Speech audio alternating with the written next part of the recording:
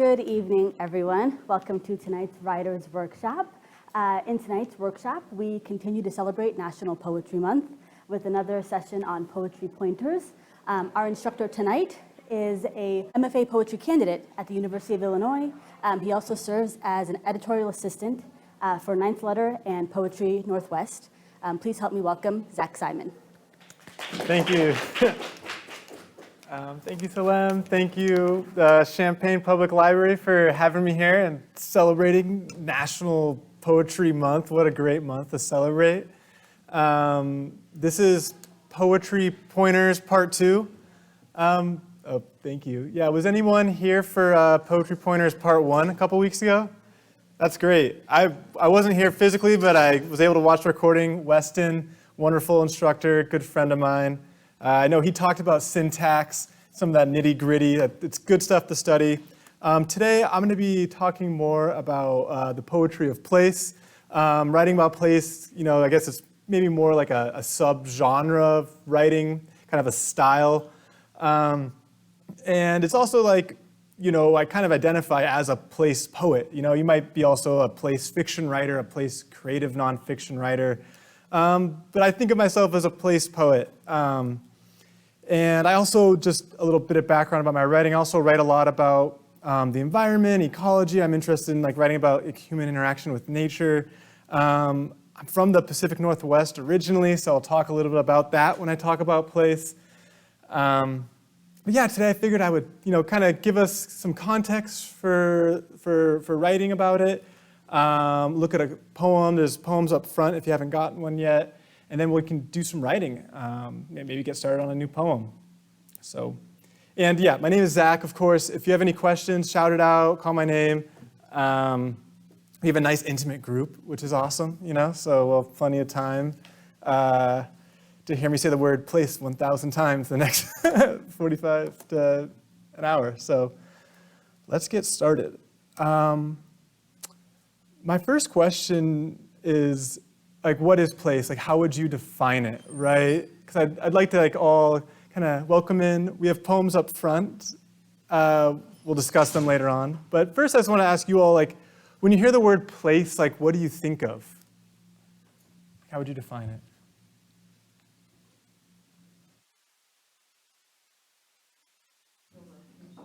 Sorry, can I, yeah, physical location, absolutely. It's a concrete location, yes.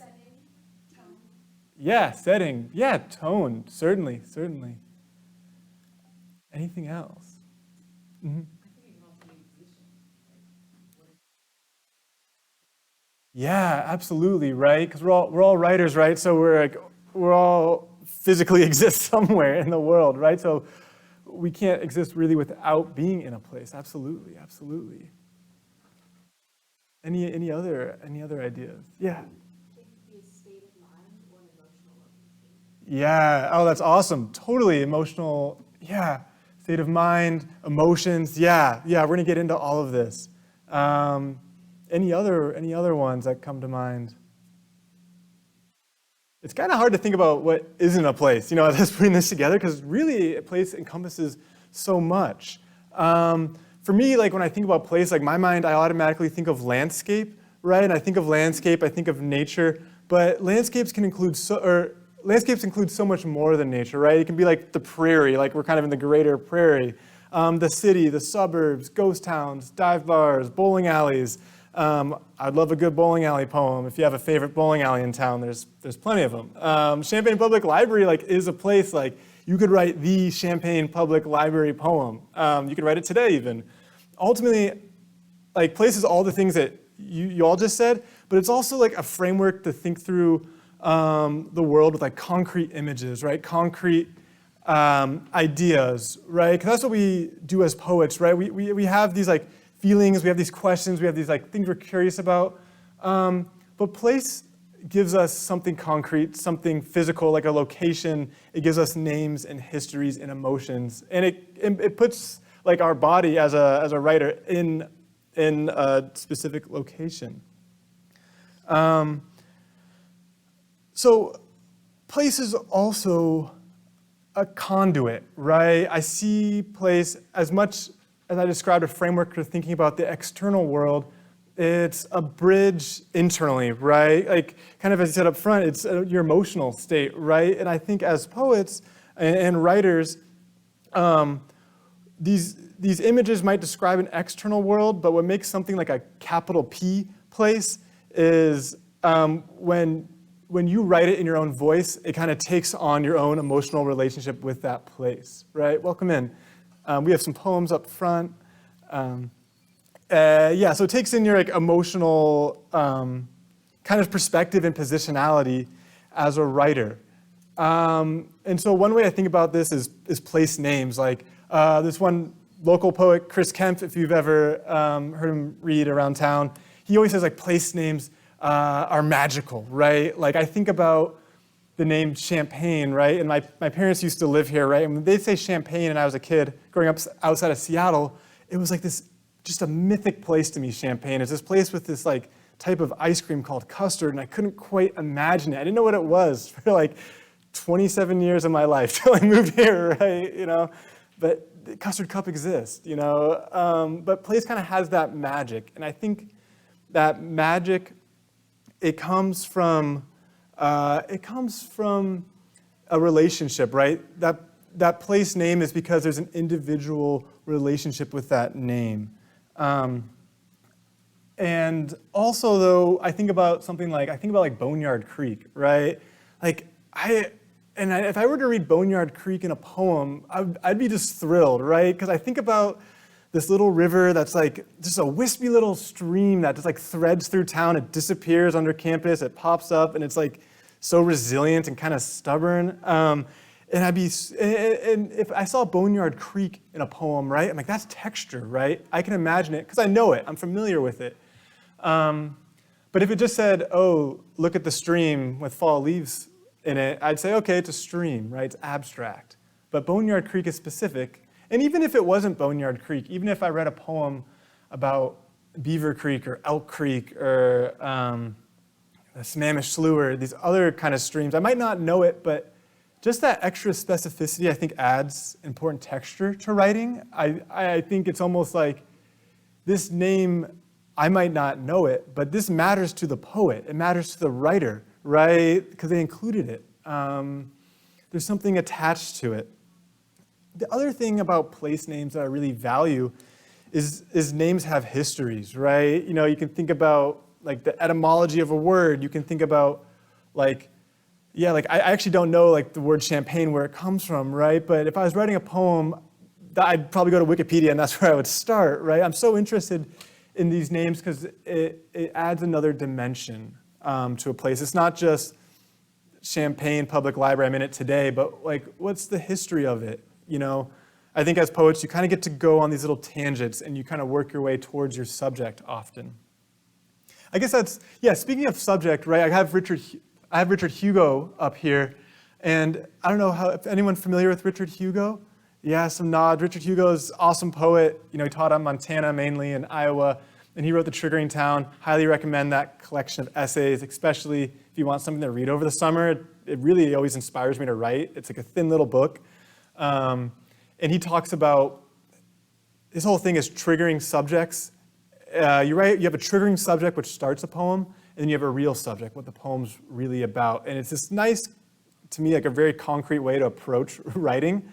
And what Hugo's known for, though, is he loves writing about like a ghost town as the triggering subject. He has this poem, I didn't print it out, unfortunately, but it was Degrees of Grey in Phillipsburg, right? You can find it on Poetry Foundation. You can actually find it on YouTube, this crazy kind of like, almost like a music video, but poet video of him reading it in a town. It's really funny.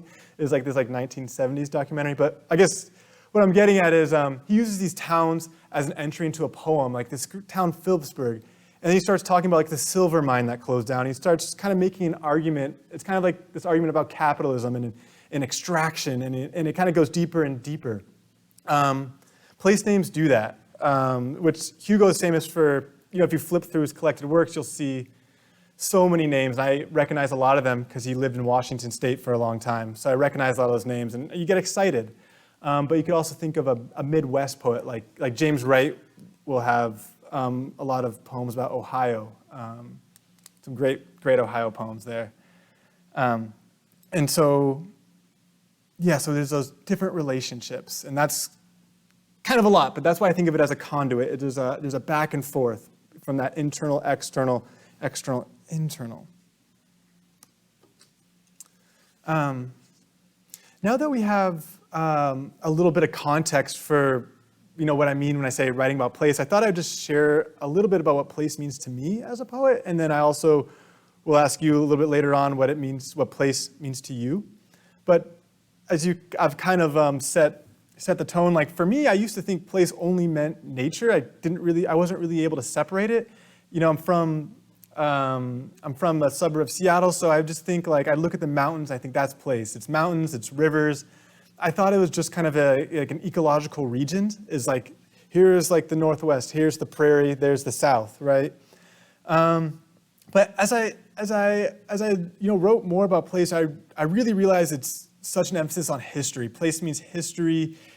Place is not just a spatial location; it's also a temporal location, right? There's a whole constellation of historical relationships tied to any one place. I'd be on the Columbia River, thinking about fishing, but it's also this is where the Lewis and Clark expedition passed through, and then it's do I want to think about maybe critiquing westward expansion, right? Or how am I complicit as I stand on this, what am I doing fishing, right? And so I realized, I'm not just a poet of these mountains where I didn't actually live. I just kind of looked at them. Really, I was a poet of the suburbs. I was a poet of the tech boom. I grew up near Microsoft.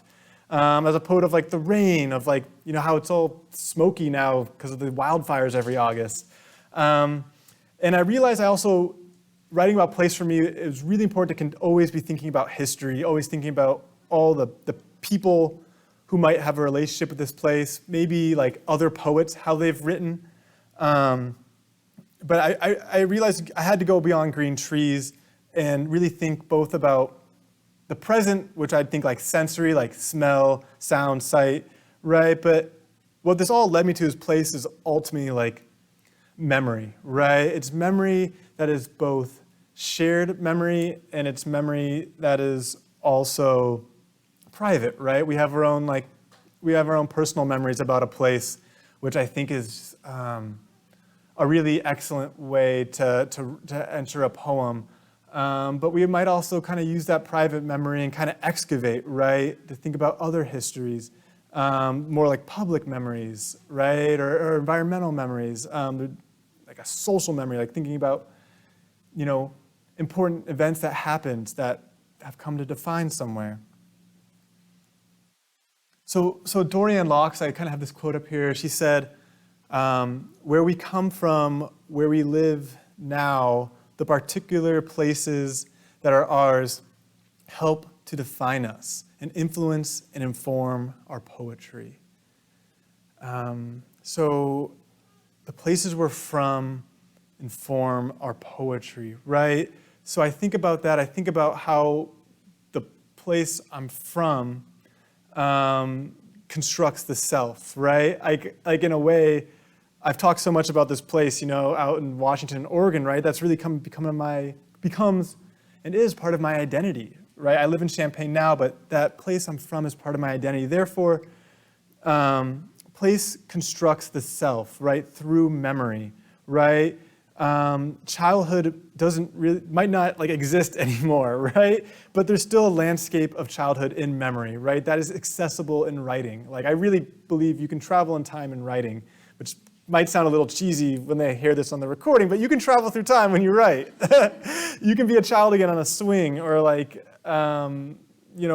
watching your father build a boat, all these different things. And I think, so what I'm saying is place constructs us from these memories, but at the same time, when we write about place, we construct it. I know about Ohio from reading James Wright's poems about Ohio. I have an idea of what it is. It's not everybody's Ohio, right? But when he writes about, the Ohio River, I have an idea. So we write about place, us poets, we're constructing it, right? Because, we're putting images that we see, images that we remember, and we're putting them into a poem. We're putting them into language.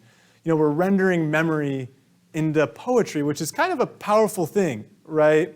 And so ultimately, like what I'm trying to say and like argue here is that there's this tension, right, where poetry constructs place, right? Everyone who's writing poetry constructs place. Like I think really everyone is writing about place in a way. But at the same time, all these places, these experiences that any human has anywhere, those places construct us, right? So that's this like kind of tension, right? Hopefully it's not getting too heady. Like we construct place, place constructs us, and like from this tension, this is like kind of like a dialectic tension. That's what produces the poem, right? The poems exist in tension, right? With these two forces, which is really exciting, I think, to think about that, because yeah, I don't know. I think about all these places that have left a mark on me, right? And at the same time, it's been a lot easier to write about where I'm from now that I'm no longer there. It's weird. Feel like by studying in Illinois, it's been this like really wonderful exile. Like I really, really like being here, but it's so much easier to write about a river in Washington because I just have to think about my memory, right? I can't just like look. It's like what stuck out? What does it smell like? You know? What did it sound like in the evening? This one poet, James Galvin, who I like a lot, he's from like northern Colorado, southern Wyoming, so that area. He wrote The Meadow, great writer, prose, and poet.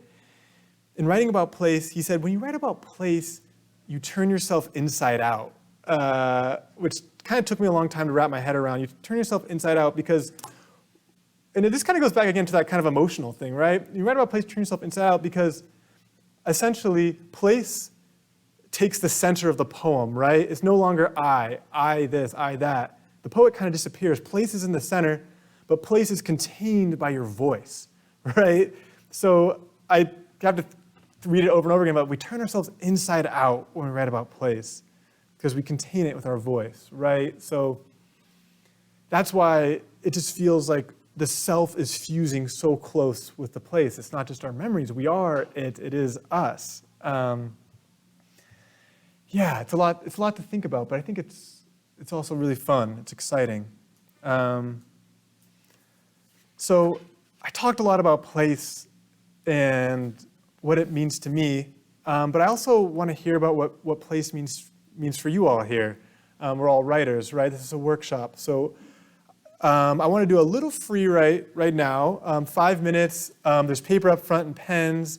I can bring some over if you need any, but just take 5 minutes to write about how you would define your place, however you want to do that. If you want to think about memories, names, senses, people that you think about a place from.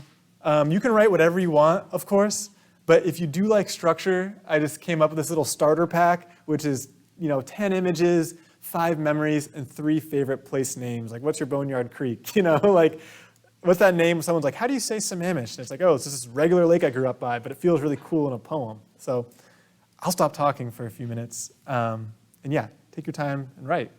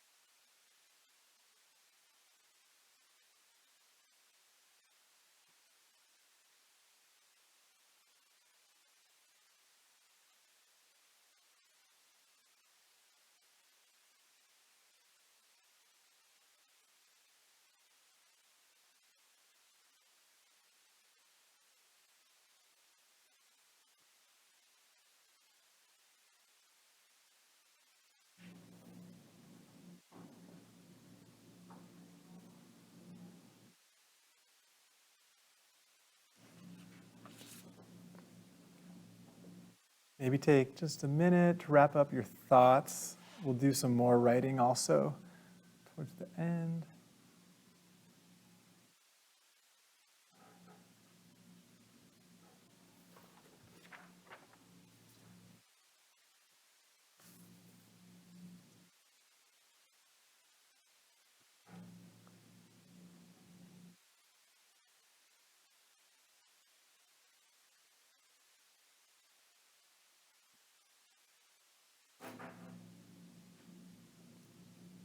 All right.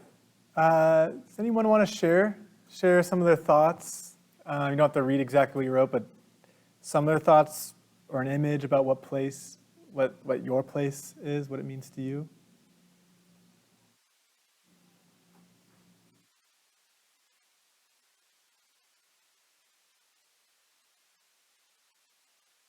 If not, that's okay. It's totally okay. Yeah. Okay. Then, yeah. When you said place, and I started thinking about what does it mean to me? Uh-huh. My first thought is trees. You were talking about Yeah. where I grew up, there's a lot of trees. So I wrote, when I think of place, my mind sees trees, sort of narrowing it down to a specific tree that we played in when we were kids. Mm-hmm. And it sort of takes me, like the Hugo, right, the triggering of the trees to then specific memories of childhood, and it kind of got lost at the end, but it narrowed it really quickly. That's wonderful. Place. Yeah. Yeah, then I think right here there's one, and then, yeah. Yeah, I guess the most interesting place that came to mind was my dad's machine shop where I get babysat. Oh, Where I cool. could, sit in the office or do other stuff.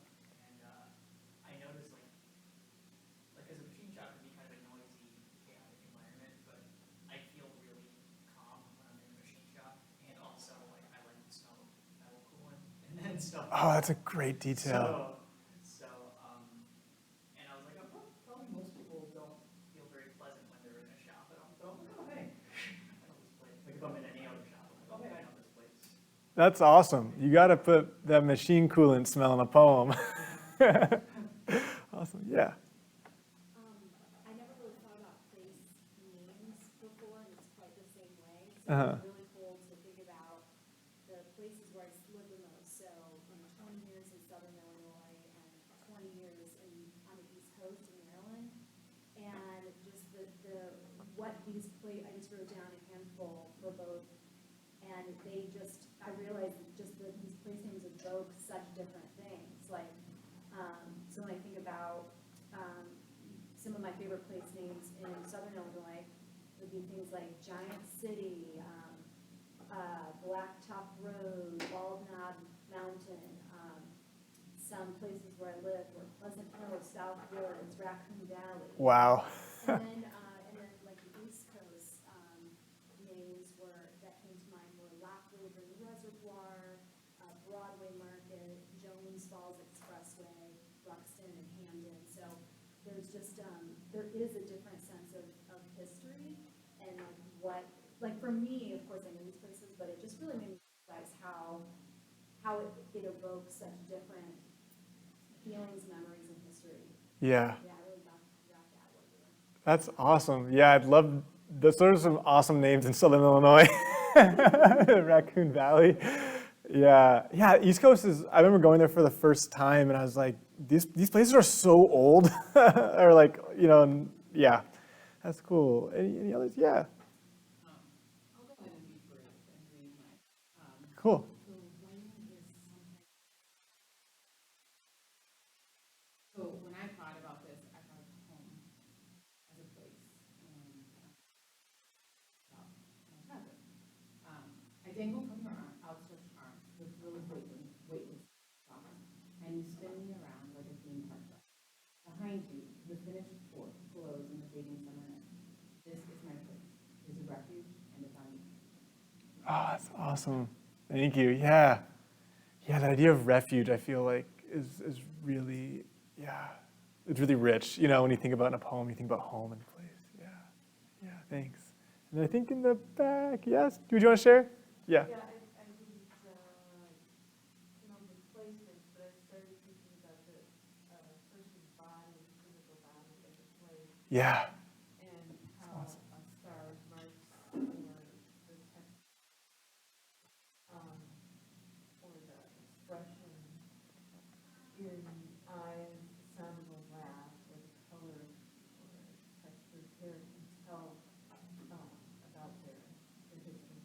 Yeah, yeah, that's another really like rich pathway into a poem, right? When you think about the body. That's good. That's good. Okay, let's take a look at a poem. We'll do some more writing, and I think that actually is like a nice connection. So the first, I think we're just gonna look at one poem today. I can zoom in, but I also, did everyone get a poem up front? I want to look at Derek Austin's Okaloosa. Anyone familiar with Derek Austin? Contemporary poet, one of my favorites. He has 2 books out. This is from his first book that's called Trouble the Water. So I'll give it a read, and then we can kind of start like looking for identifying how Austin is using place here. So does everyone have a copy? We're all good? Okay. I'll just try to, at least for the start. Okay. Actually, I'm not gonna. Okaloosa. I like the heron best because it has no song.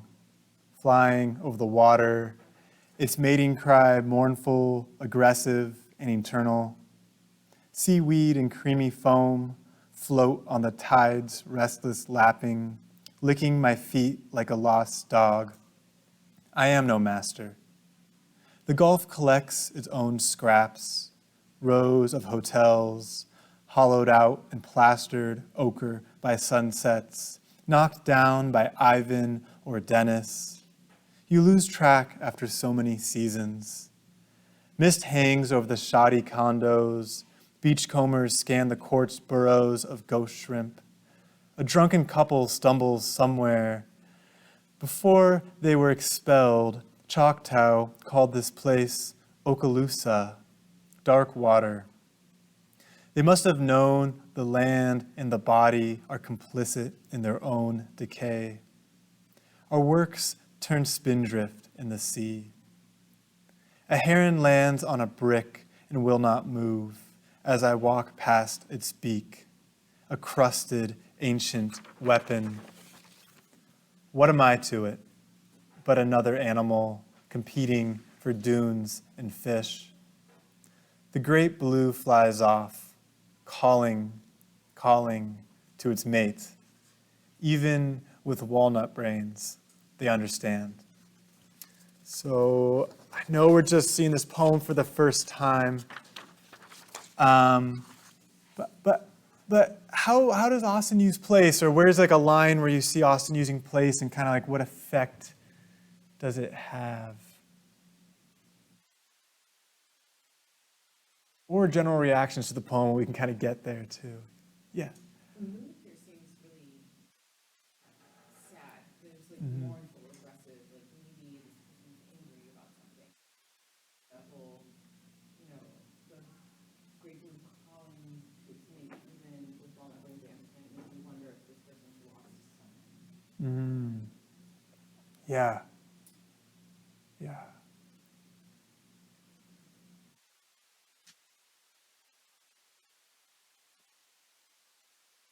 Yeah. Yeah, I mean, in continuation of that, when he talks about the Gulf, most of us, our first thoughts of the Gulf of Mexico are just because we go to vacation, but then he's talking about the Yeah. of those places. So immediately knocking down, like Ivan Dennis did, our view of that is typically like. Yeah, absolutely. Absolutely. Like I'll take the easy one. The title is like a place name, right? But I didn't know that because I picked this poem and I looked it up. I didn't know Okaloosa right before I read this poem, but like Okaloosa, it's a county in the Panhandle, Florida, right? So I guess that's where Florida is kind of on the Gulf, right? So right away, it's like the poem's not just called Florida or even the Gulf. It's a name that I don't think a poet would write a title of a poem like this unless they're from there or unless they really know this place, right? So that's kind of like the place name kind of entry into this poem.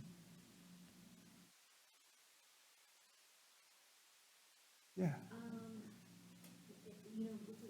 I'm looking at the actual words and phrases. The author does a really good job of mixing benign or beautiful or natural images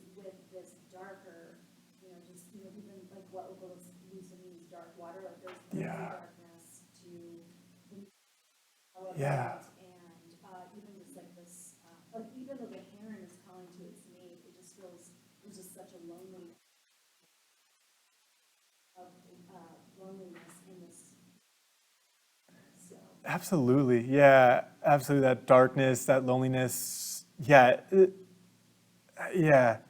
To me, it feels like the speaker here, there's this like they like the heron best because it has no song.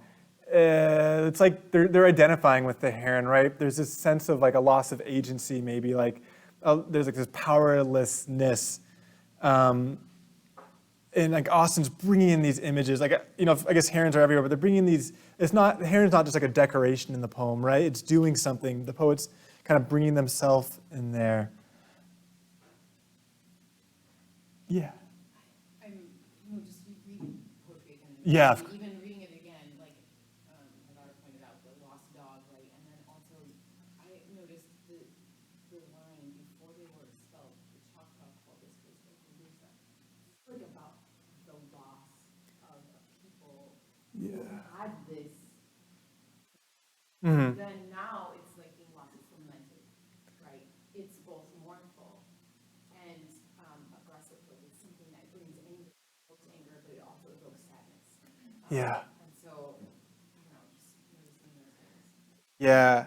Yeah, I love that line because it's like even just like the spelling is different, right? And you think about like indigenous names that are like kept in like national names, but like the spelling gets changed, like land is colonized, like language is colonized. So it's interesting that you see the original spelling, like, oh, why did he spell it wrong? You know? But then I was like, oh, it's different. And I love that history. I love that thinking about these other relationships, right? Like folks have already said this, right? You know, obviously the Choctaw have a relationship to this land. We have these like named natural disasters, right? Ivan, and I think someone might have said this, but in my head I always think about like the Gulf and I think about like the oil spills, right? Dark water, like this other type of unnatural disaster, this other type of decay. Like I keep coming back to the word. The question of the poem for me is that word complicit, you know, and who's the poet? Like, am I the reader complicit? Is it the poet? Like who are they inviting into that? But I will just add, I think adding the Choctaw and the Okaloosa, that adds stakes to the poem. It becomes bigger that way. Yeah.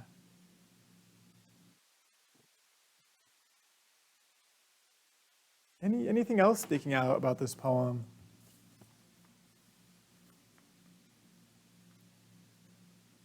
Yeah. I just, once we started getting into it, I started thinking about playing vocal. Mm. Because he didn't pick Pensacola, right? Right. Pensacola. It sounds very mournful. It's like Yeah. you hear the voice of the heron in the name. Yeah, absolutely. Absolutely.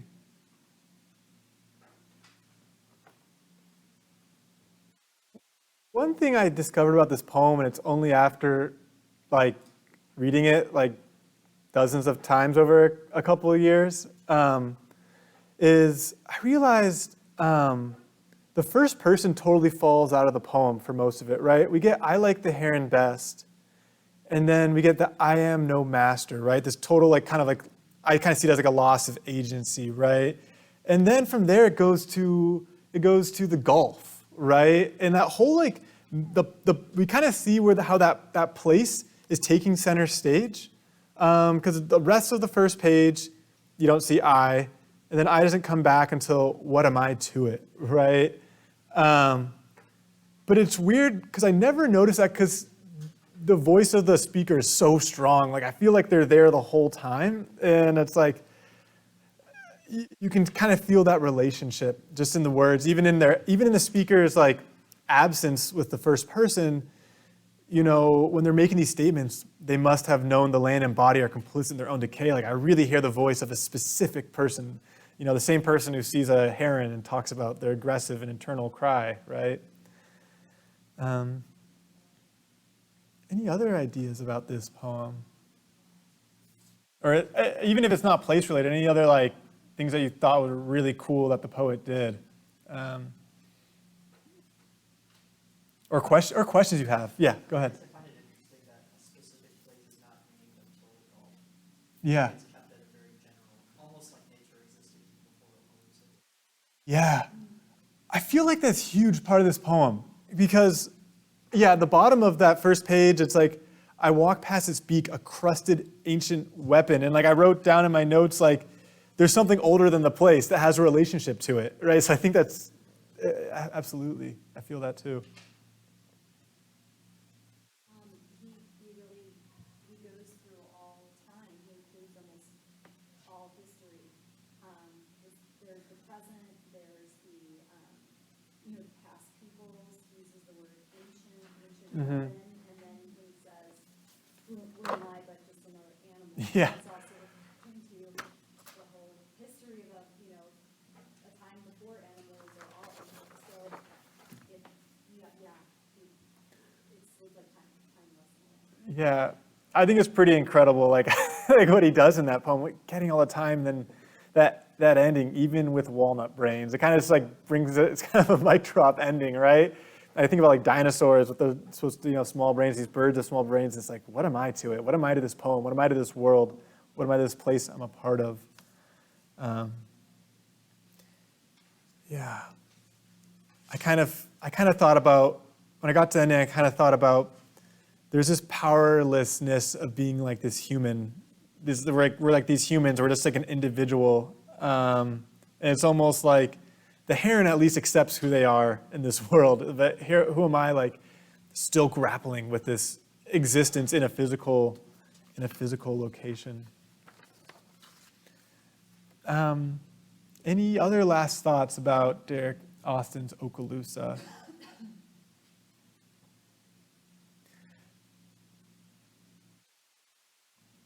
Cool. I'll just point out a couple other things I really like. I love like talking about these like shoddy condos, the quartz boroughs, these ideas of homes, right? So close to the hurricane, so it's like really made me think about displacement, and I just think about the Gulf collecting scraps, these fragments that are left over.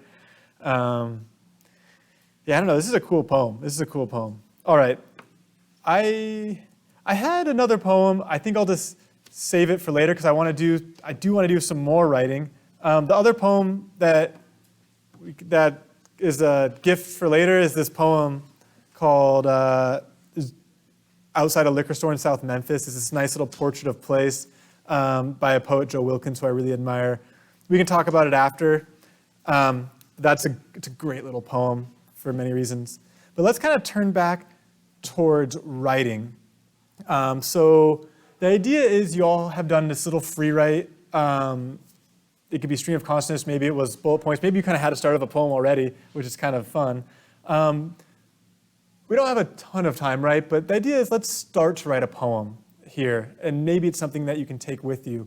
You don't need to write about everything that you just wrote about place, but maybe just write about one personal thing, right? Like the tree and the memory, like that might be like a nice specific memory to start with. I would try to think about like senses, I think is a really nice way to think about images, like the texture of the bark. But yeah, let's start a poem. We'll maybe do this for a little bit more time, and then there will be an opportunity to share your poem or share ideas with each other. Cool? Any questions? All right, let's write. And of course, the poem doesn't have to be finished. You might not get to your ending in 8 minutes, which is, I don't know if that's even possible.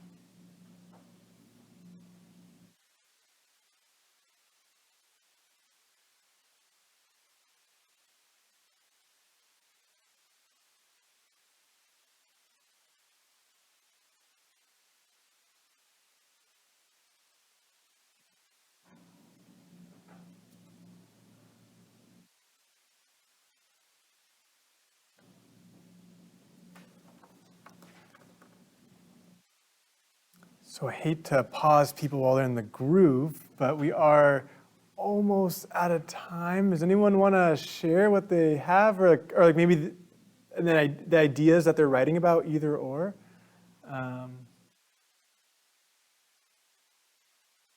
Yeah. So I named after my childhood town. Yeah. Kalamazoo, and I haven't quite gotten to that part of the poem yet, but it goes, when I think of place, my mind sees trees, sees pines of course, sees the oak, or was it maple, split trunk, one half as expected, tall, straight, dare I say, tree-like, the other crooked, running almost parallel to the ground, so sloped, we as children rode it like a penny horse. That's as far as I've gotten. That's awesome. Thank you. Yeah.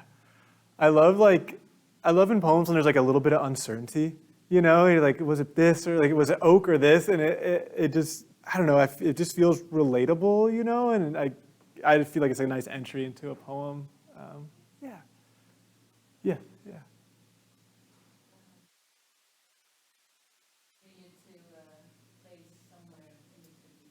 Okay, wonderful. Mine's along the cordilleras, the mountain ranges in the traveling the Halsema Highway.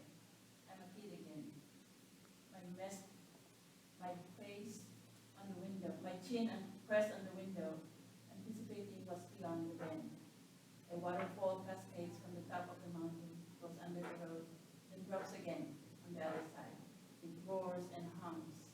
It follows until the next bend.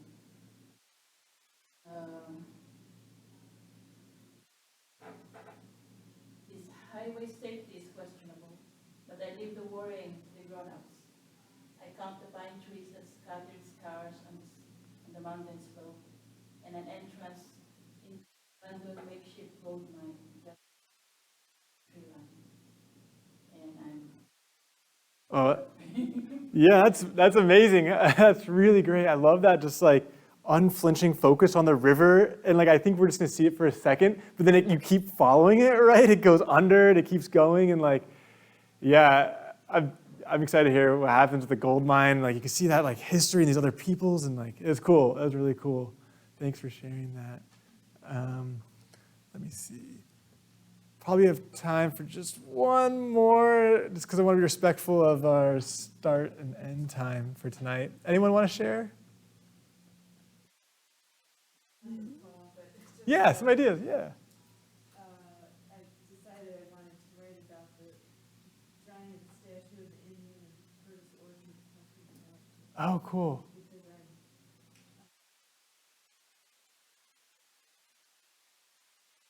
actual Indian, but person.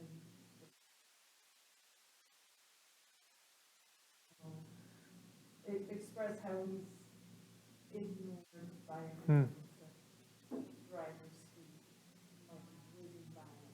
What's that big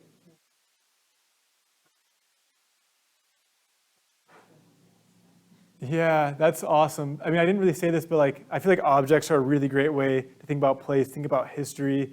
I mean, you could think about like writing from the persona of the statue, or you could like, there's a lot of different ways. So I think that's a really rich start. That's cool.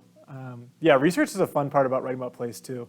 I spend time on Google Maps just kind of wandering around sometimes. All right, it is 8 o'clock. I want to thank you all for coming and attending and talking about place with me. If you have any other questions, I'll be up here around here. But thank you so much, and happy National Poetry Month.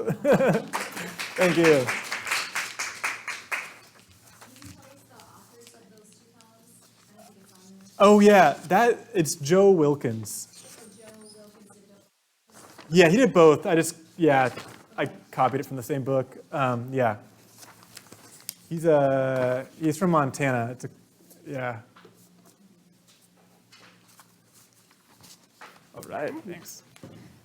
Well, thank you everyone for coming. A big thank you to Zach for leading such a collaborative and meaningful workshop. Thank you. Yeah. We'll be back in this room on May 3rd. The topic will be publishing fiction in literary magazines. After that, May 17th will just be a writer's lounge. So that's a chance to connect and network with fellow writers. So hope to see you there. Thank you for coming.